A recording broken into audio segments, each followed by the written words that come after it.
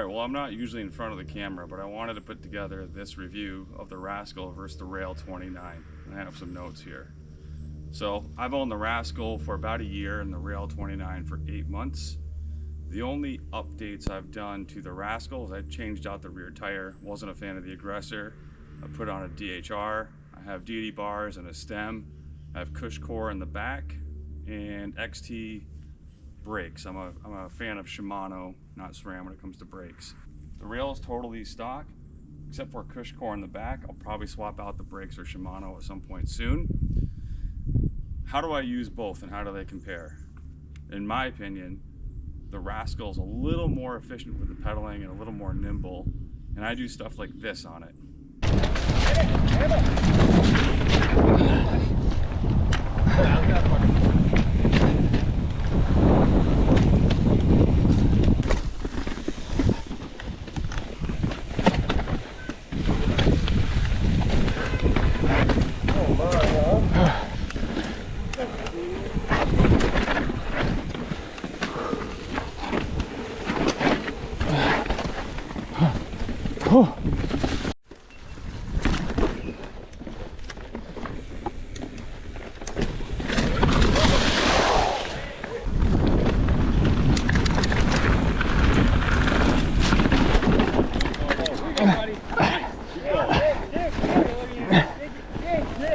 Don't fall down.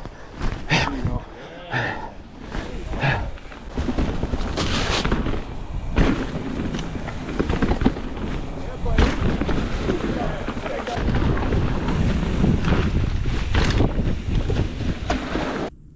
When it comes to the rail, I find it a little better descending, still pedaling efficient, but not quite as nimble as the Rascal, but a great bike.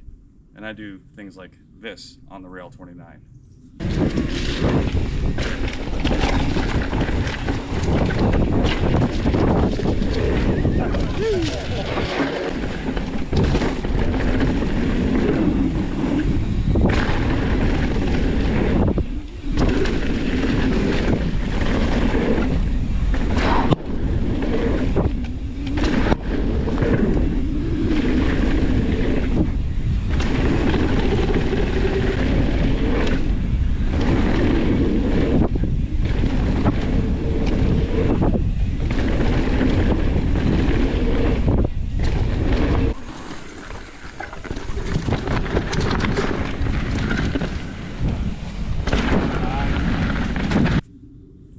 So, I live in New England.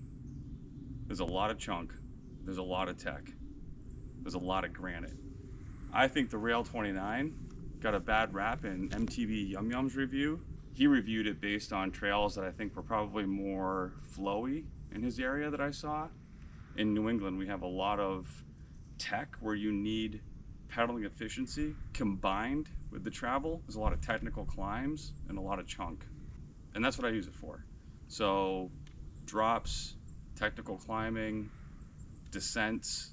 Over the summer, I was using my Rail 29 quite a bit at Killington Bike Park because it had that a little additional travel.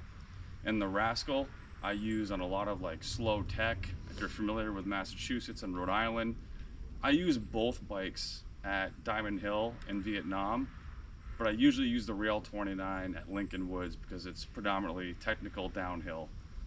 The Rascal is the most insane climbing bike I've ever owned. And I've owned an Ibis, I've owned Marin, I've owned Giants, I've owned other bikes. The Rascal is by far the best climbing bike I've ever owned. Just amazing. One thing I should note with the Rascal, I did bump the fork to 150 from the stock 140 or the DVO and slackened the head tube angle just a little bit and gave me just a little addition squish in the front that I need. The big question when it comes to both bikes, if I could only own one, which one would it be? That's a really hard question, and I actually go back and forth on it. If I predominantly had more enduro downhill trails, I would go with the Rail 29. And if I didn't have much elevation and I had a lot of, I would call it technical trail riding, we almost have black XC trails in New England just due to all the chunk and granite. If I was stuck riding just those trails, probably the Rascal. So in summary, how do I use both bikes and how do they compare? I'm very fortunate and happy that I own both. The Rascal is a great climbing bike, super pedaling efficient, and just a fun poppy bike. The Rail gives me a little bit of extra travel for more technical descents and downhill, surprisingly super pedal efficiency, but I give that to the Rascal and the downhill to the Rail. I'm working on getting a used Rail 27 mint chocolate chip, hoping to have it within the next week or so, and I'll add that to my reviews going forward. I hope you enjoyed this video. I'm a huge fan of Revel. I'm hoping Revel sees this and sends me a Rover because I really want to review their gravel bike.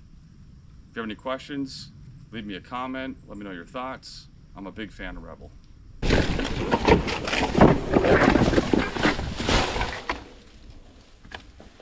That was awesome. Well, I got it on the GoPro.